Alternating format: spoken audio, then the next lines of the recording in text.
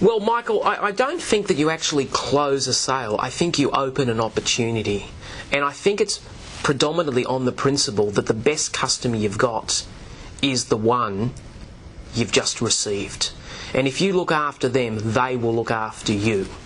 So closing probably means that, technically that's the end of the relationship, but it's just the start of the relationship. That's what I mean by closing. You open an opportunity to continue for that customer to buy more and more from you over their entire life. I gather many people don't ever close a sale.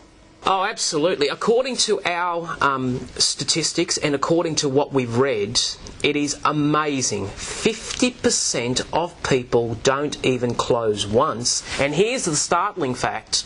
80% of sales come after the 5th closing attempt. And what is it? Fear of rejection?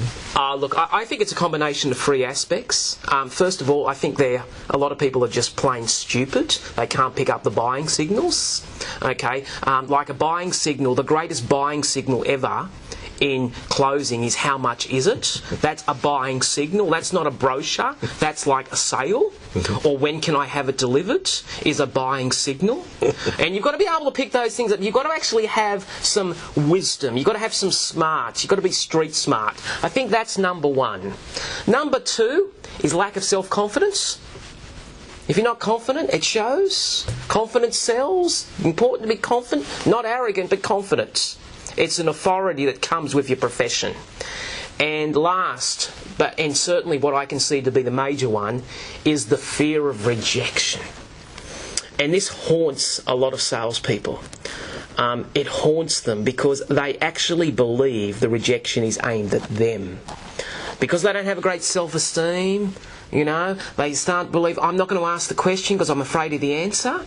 So therefore, I'll never get rejected if I never ask the question.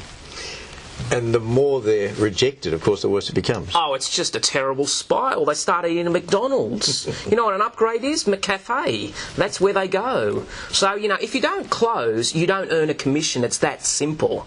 I've never worked with any organisation that says, you've done everything else right. Okay, you've built rapport, you've overcome objections, you've created a great relationship with the customer, but you haven't closed, and I'm going to give you 80% of the commission. It doesn't work that way. You've got to score the goal. And what tips do you have, Tony? Well, I think the number one tip is you've got to be confident. You've actually got to believe before you receive. You've got to have a candour about you, this presence about you that you're almost expecting to get the sale. That is a big one. And that is a closing technique in its own right. It's called the assumption close. You assume that you're going to get the order and you just start writing up the order. And you tell the customer to say stop, stop, stop. Because if you've done everything else right, all you're doing is withdrawing from a bank deposit that you've created in the early stages of that relationship. So I think that's really important. The other technique is the classic one. It's the alternative close. And I would say to you, Michael, Michael, how would you like to pay for that, cash or credit? You say? Cash. Bingo, got the sale. Now when you get the sale, here's the key rule. Shut up. Don't say, I've never got a sale that big before. Never say that to a customer, right? Because that'll freak them out. You're a professional. And you know what professionals have? They have confidence. It's like, I always get a sale. But is there a fine line between arrogance and confidence? Oh, absolutely. Absolutely. Confidence is when you put the customer first. Arrogance when it's about you. There's a very fine line. But confident people will succeed because we like to buy from winners. And winners are confident, expecting that if they've got the right skills, the right attitude, they will get the right results. But if you ask the question about cash or credit too early... Oh, yes. Well, if you say too early, you haven't invested in the customer. You know what you're trying to do? You're trying to withdraw from a bank account that doesn't exist.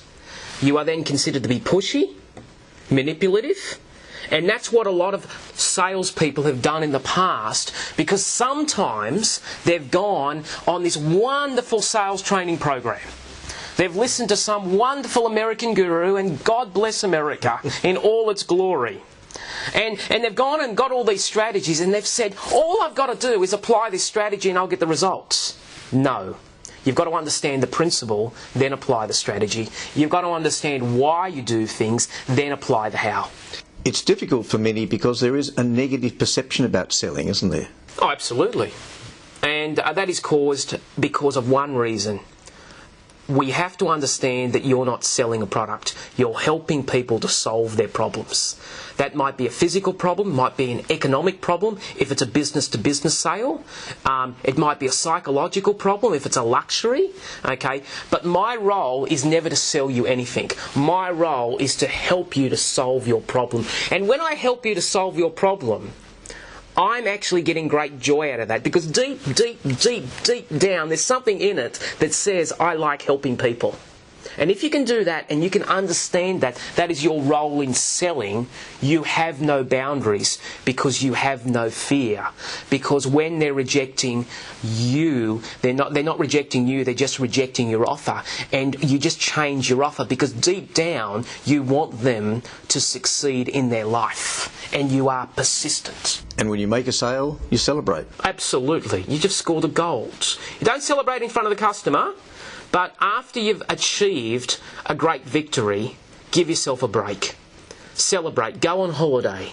Go outside and have a wonderful cup of coffee. Go and take your wife out to a great dinner. Because if you can celebrate victories, you want more victories. So therefore you're anchoring achievement equals rewards.